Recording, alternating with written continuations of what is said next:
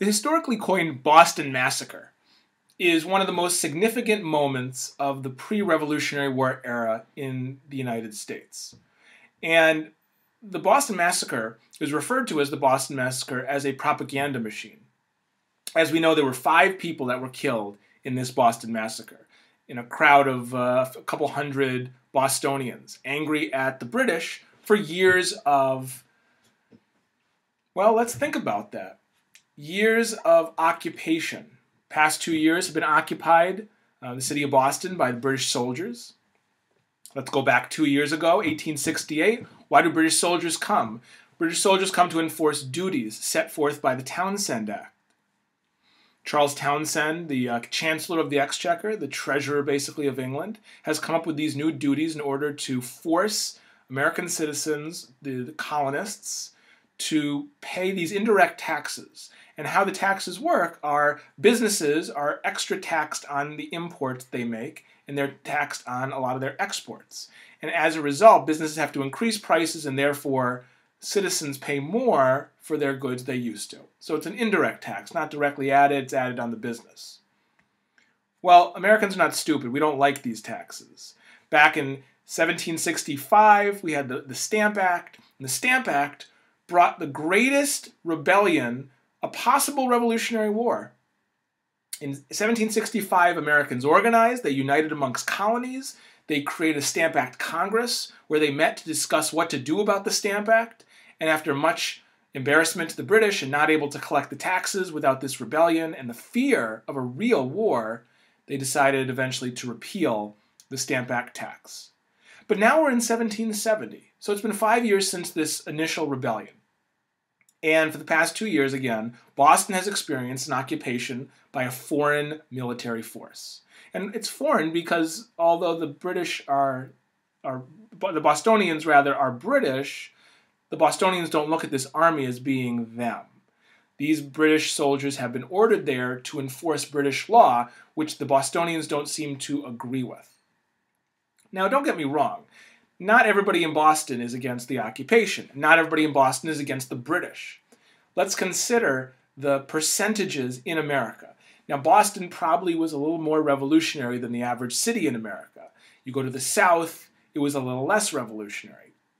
Overall, historians have basically estimated that about a third of Americans living in the colonies about this time, 1770, were what you would call patriots. Although there was not the full patriot movement formed yet till soon after the Boston Massacre, more towards 1774, you had the beginnings of people who were saying this is not fair, we want taxation with representation, or we want no taxation. We shouldn't have to pay for the war of the French Indian War that we didn't want.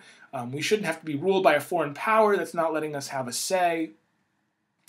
About a third of the American population are loyalists. These are people who believe that the British are here rightfully, that they are happy to be British citizens, and they feel that they will defend their rights as British citizens by supporting the order that the British have created for them.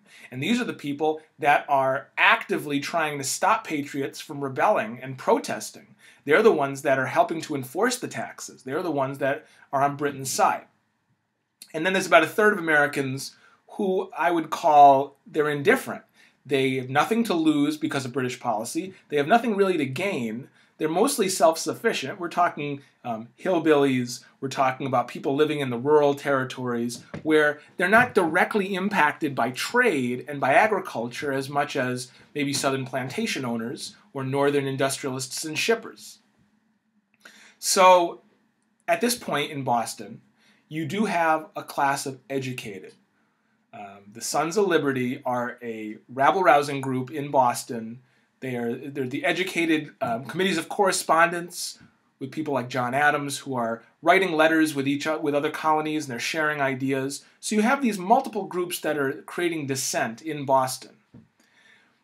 Now you have this additional group that you could consider to be Sons of Liberty, but really they're just average workers. They're people who work on the docks, live in downtown Boston, who are unhappy with the British occupation for a couple of reasons. The first thing is that when the soldiers come to Boston, being a soldier doesn't get you that much money. I mean, this is duty to your country, and in most cases, it's required that you serve in the army. So these British soldiers are coming to Boston. They're being told they have to stay here, and they have to be away from their family and away from job opportunities in England, and they have to live here and sustain. So the first thing that they have to figure out is, how do I make money in order to take care of myself, my family, send it back to England? So they start getting jobs in the colonies, and loyalists are very willing to give these soldiers jobs. Now all of a sudden the jobs that were once taken by average poor workers in downtown Boston are being taken by soldiers. Well, this is a big bone of contention to a lot of these semi-employed, unemployed people who are looking for work. Because just like in any generation, the people that live in the city, they want to have jobs. They don't want others taken away from them. So in a sense, they're looking at the British as being like immigrants because they are not rightfully there. And the second reason is a lot of these taxes are affecting business, so they can't hire as many people if they have to pay more money for imports and exports. So dock workers and rope makers and people who build ships, and there's not as many jobs as there used to be because of this British insistence in paying these taxes, and the soldiers being there are forcing these businesses to follow the law. So after 2 years of occupation, people are getting angry. They don't know what to do. So after work, people are going to bars, they're drinking, that's where they're rabble-rousing, they're talking about their problems, and this is the mob that's amassing at Faneuil Hall on March 5th of 1770, looking for action against the British. Now we take the British on the other side. The British soldiers that are at the Province House, which is the old State House, they don't know what they're in for. They're simply working under orders that they have to defend both the money that's being held at the port, because that's where taxes are being collected off the ships at the port house right there. But at the same time, it's also the symbol of British authority, that Province House. So they're defending both the governor and the symbol of British authority, and they're defending the money that's kept at the toll collection. The Americans, the Bostonians, who are angry, they march at this Province House. It's a symbol of the British government. Now, they're the symbol of the revolution. A lot of symbols in this event. And they demand that the British lay down their weapons and to leave, and they start throwing snowballs at them. And these poor British soldiers, they don't really know what to do. They're under orders. Thomas Preston, the leader of the soldiers, comes and says, "I'm reading you the riot act. You have 1 hour to leave. If you don't leave in 1 hour, we're going to start shooting." And at this point, the Americans, the Bostonians, they're not leaving. They're going to stand there and they're going to speak their mind and they're going to be heard, because that's about the American identity, having your opinion and being forceful if you have to. This is where we start to get this idea of, the Wild West. You do what you have to survive. These are not John Adams. These are not the upper class educated citizens that are rabble-rousing in the downtown. These are not the philosophers, the high-end, higher order thinking members of the intelligent class who are formulating the Declaration of Independence and the Committees of Correspondence. These are average Bostonians. And as a result, average Bostonians speak to a much larger crowd, because if you're shooting average people, you're not shooting the leaders of any revolutionary movement. You're shooting average people who are simply trying to speak their mind. That speaks to a much larger audience. And in essence, when Paul Revere creates the cartoon of the Boston Massacre, he creates these average-looking people who are being shot at point blank by British soldiers standing in battle formation. This enrages the American population, saying, "How dare the British use their authority against average people?" And now it's no longer a small group of educated people trying to start a revolution. And now it's no longer this somewhat of a terrorist Sons of Liberty group who's intentionally derailing the British policies. Now it is average Bostonians who are being shot at for doing nothing. And that symbol is going to stick in the minds of average Americans, and it's going to be a rallying call that the British are cruel and inhumane.